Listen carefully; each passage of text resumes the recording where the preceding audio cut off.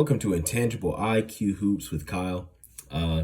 So we talked about the psychological and physiological aspects and impact on an NBA player. Today we're going to talk about IQ in relation to EQ, which is emotional quotient, or EI, which is emotional intelligence. Now, those things are incorporated with the psychological and physiological aspects in a player and their performance on the court. Now, emotional intelligence, or EQ, is got multiple dimensions, but some of the major ones are perception, understanding, and regulation. A player's response to what's going on on the court from an emotional standpoint impacts the ability to best use their IQ. The elite players have both high IQ and EQ, holding hands and creating the ability to settle their team and to do things well without high or low frustration rate, and also the ability to give their team their best effort when things are not going necessarily the best way. And sometimes this stuff isn't even on the court. Sometimes this is before they even get on the court. Emotional quotient helps their team be in a way that they keep the main thing, and they're able to regulate, to keep things simple and not get too far ahead or too far behind. I mentioned perception, being able to perceive and receive and exchange information. We talked about some of the intangibles, coachability, communication, and a lot of that has to do with a player's emotional quotient, their bandwidth, the ability to be stable and even keel. There's so many different things that can happen on a court. There's so many things that can happen off the court. And some of the best players, whether that you consider them superstars or not, they will always have a role or job in the NBA for a team if they have both high emotional quotient as much as they have high in intellectual quotient. So let's break down kind of what that does. So players get drafted from ages 18 or 19 and above, right? And so there are some things I would say that age has to do with your emotional quotient, but it isn't it does not necessarily mean that someone who's older has better emotional quotient or somebody younger has less emotional quotient. It depends on how somebody has been shaped in their environment and what forms of training they've received, their experiences on the court and off the court, whether they've played in a way that is pro ball instead of college. All of these different things and that person's response to them can shape their emotional quotient and their ability to be their best emotionally and intellectually, so that way that they're the best player in their role for their team in a multitude of ways.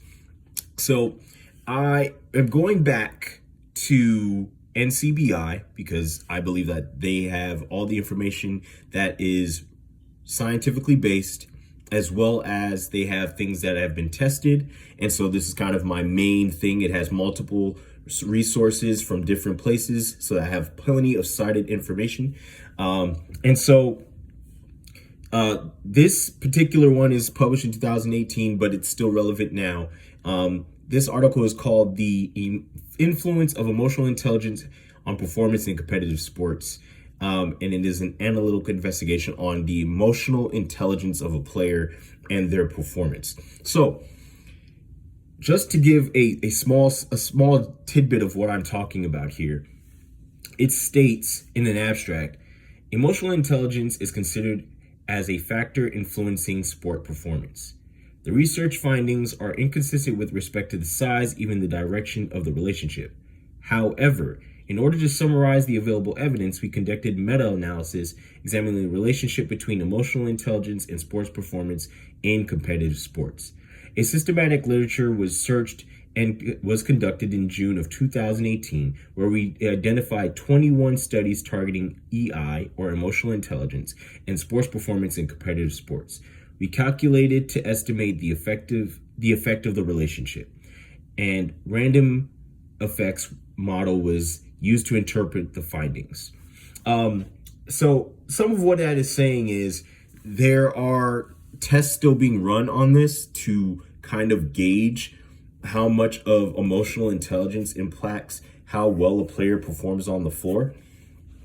But we can say that there are plenty of evidences of players with middling or a lower emotional quotient, and it can hurt their team either short-term or long-term. It creates dysfunction of fit and dysfunction of chemistry on a court. And a lot of what scouts look for is a player's body language, their response to adversity. Those are all, tangible things for emotional quotient.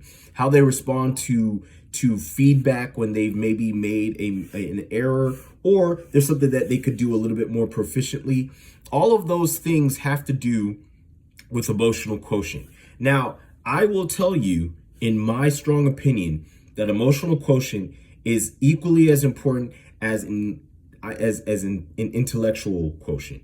If a player can't stay stable, if they're not able to remain in a space where they can be best effective, and they're not getting too high or dropping too low, they won't be as effective for the team as they possibly could be.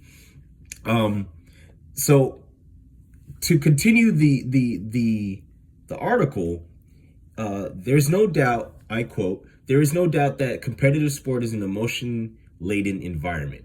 First, athletes are continuously faced with various types of stressors and emotional challenges inside and outside competition linked to their athletic performance. Second, athletic performance is a result of relationships and interactions, and these are significantly influenced by emotions. Athletes have to be aware of their feelings as well as other members of their teammates, coaching staff, opponents, officials, fans, family, and sports administrators." So all of this is to say, there are so many things that play a role on a player's impact emotional quotient. Like, they can have all these things running through their mind. And the best and most elite players all take those things into consideration and are able to compartmentalize them in their minds, to section them off in a way that's best for them, and then respond in kind by giving their best performance. Now, I didn't dive directly into every single thing that has to do with emotional quotient or emotional intelligence, but this is simply a sample size of just what a player has to be able to do to be as effective for their team as possible for both IQ and EQ. I would say that players who don't bring their EQ up to the same level as their IQ will often find themselves in constant movement situations, even if they have the best talent.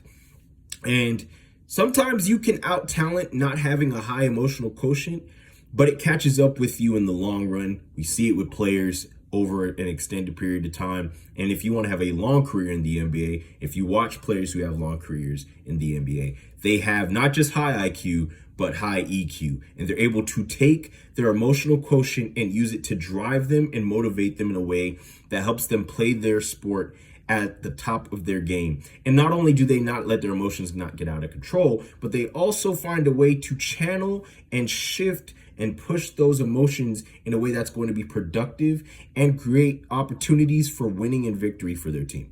At any rate, do things mindfully, see the game intangibly. This was video number 2 of the emotional, psychological, physiological impacts.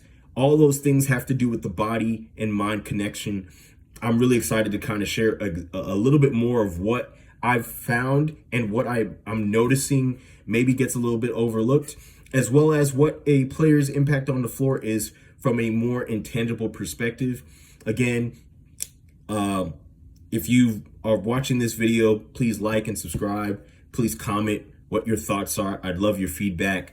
I'm excited again to share what I'm researching and finding information about, and being able to open not just fans but others who are in the same kind of mindset as me is seeing what a player on the floor is experiencing, feeling, and the different things they have to manage while they're on the floor.